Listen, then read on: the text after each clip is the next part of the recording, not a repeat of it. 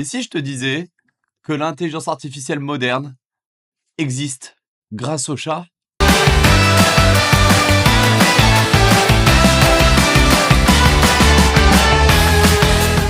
Prends une gorgée de café, je t'emmène dans mon histoire. Oublie les films.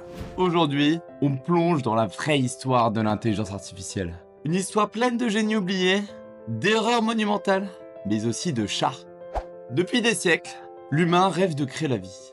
Des golems dans les mythes, Frankenstein chez Marley Shelley, HAL 9000 dans l'Odyssée de l'espace. L'idée est de donner conscience à la matière qui hante notre imaginaire depuis toujours. Mais en 1950, le frérot Alan Turing pose une question simple mais vertigineuse. Une machine peut-elle penser? Cette question, il ne la lance pas en l'air. Il tente d'y répondre avec un test qu'on appelle aujourd'hui le test de Turing. Le principe est simple. Si une machine peut te répondre et que tu penses que c'est un humain, alors elle pense. C'est simple, élégant, mais toujours débattu aujourd'hui. Personnellement, à l'heure actuelle, je pense que ce principe est un peu tiré par les cheveux et obsolète. ChatGPT peut nous répondre naturellement. Mais ce n'est que mon avis, car je ne suis personne face au frérot Turing, qui est souvent considéré comme le père de l'informatique. Mais il ne verra jamais l'intelligence artificielle naître. Il meurt en 1954 dans des conditions tragiques. Mais sa question, elle, ne mourra jamais. 1956, John McCarthy organise une conférence. Le but, réunir les plus grands cerveaux pour résoudre une énigme. Peut-on créer une machine intelligente? Parmi les invités, des man devenus légendaires. Barry Minsky, Claude Shannon, Alan Newell, Herbert Simon. Ensemble, ils posent les bases d'un nouveau champ scientifique. C'est ici que naît le thème intelligence artificielle ou artificial intelligence. À cette époque, l'enthousiasme est démesuré. Certains pensent qu'il suffit de quelques mois pour créer une IA, mais ils avaient tort. Ce qu'ils n'avaient pas anticipé, c'est la complexité du cerveau humain et le manque cruel de puissance de calcul des ordinateurs de l'époque. Nvidia n'existait pas encore. Bien sûr, à l'époque, tu n'avais pas de processeur pour faire tourner clair-obscur en 4K. Ça n'existait pas. Même Pong n'existait pas.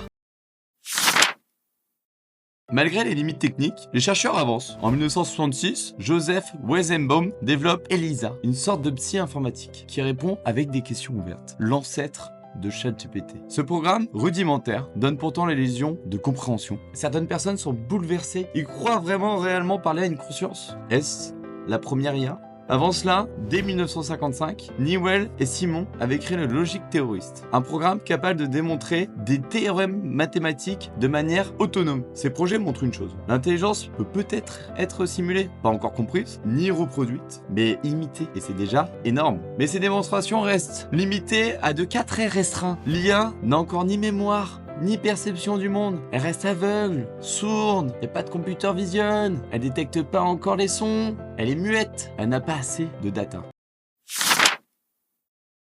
Dans les années 70, l'enthousiasme retombe. Les financements s'évaporent, on parle d'un premier l'hiver de l'IA. Au Royaume-Uni, en 1973, ils condamnent l'IA, la jugeant inefficace de résultats concrets via le rapport Light-Hill. Le résultat, on coupe tout. Arrêt des financements, le rêve s'effondre, plus de thunes. Dans les années 80, l'essor des systèmes experts redonne espoir. Mais ces programmes rigides, coûteux, ne résistent pas à l'épreuve du temps. Un second hiver frappe dans les années 90. C'est une période de doute, de scepticisme. L'IA devient presque un gros mot, mais certains continuent à y croire, en silence.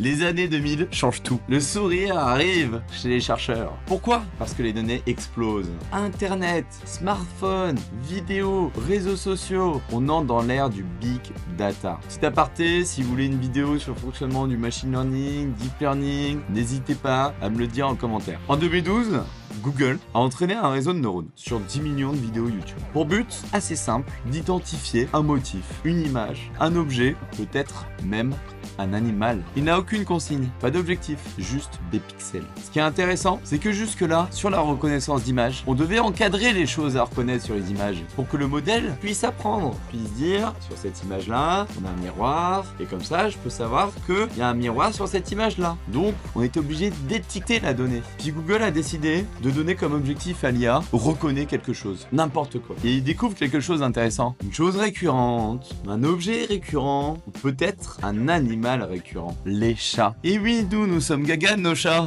On poste des vidéos dessus, des photos, on poste pas mal de choses sur internet sur nos chats. Grâce à ça, Google a pu détecter des chats sur les images. Oui, l'IA a appris à détecter les chats en premier, seul, sans étiquette, grâce à la surreprésentation de ces félins sur internet. C'est grâce à toi là-bas qui pose ton chat tout mignon. Cette expérience n'a pas juste fait rire les ingénieurs, elle a prouvé que les machines pouvaient apprendre sans supervision humaine. C'est une révolution. C'est ce qu'on appelle l'apprentissage non supervisé.